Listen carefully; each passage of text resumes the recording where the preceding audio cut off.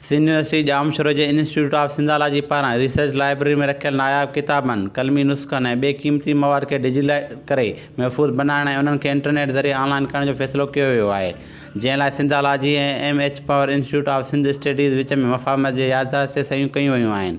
इन सिलसिले में इंस्टीट्यूट ऑफ सिंधालॉजी में हिकु पुरस्कार तक़रीर मुनक़द कई वई, जंहिं में डायरेक्टर ग़ुलाम मुर्तज़ा सियाल ऐं एम.एच. पावर इंस्टीट्यूट जे हम मनसब ग़ुलाम सरवर पंवर एम.यू. ते सयूं कयूं। मुआहदे मूजिबि इंस्टीट्यूट ऑफ सिंधालॉजी जे रिसर्च लाइब्रेरी में मौजूदु नायाब ऐं अणलब किताबनि, कलमी नुस्ख़नि ऐं ॿिए क़ीमती रिकॉर्ड खे डिजिटलाइज़ करे महफ़ूज़ कयो वेंदो।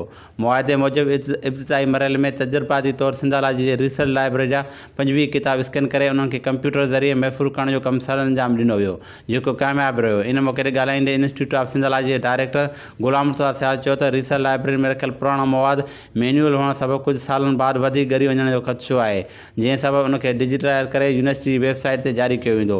उन सां ॿ फ़ाइदा थींदा। हिकु त पाकिस्तान समेत दुनिया जी कुंड कुर्छ में वेठल मौक़िफ़ ऐं सिंधी तारीख़ ऐं सक़ाफ़त सां दिलचस्पी रखंदड़ माण्हू उन्हनि नायाब किताबनि ऐं ॿिए मवाद ताईं आसानी सां ऑनलाइन रसाई करे सघंदा। ॿियो इहो त क़ीमती कलमी नुस्ख़ा महफ़ूज़ थी सघंदा।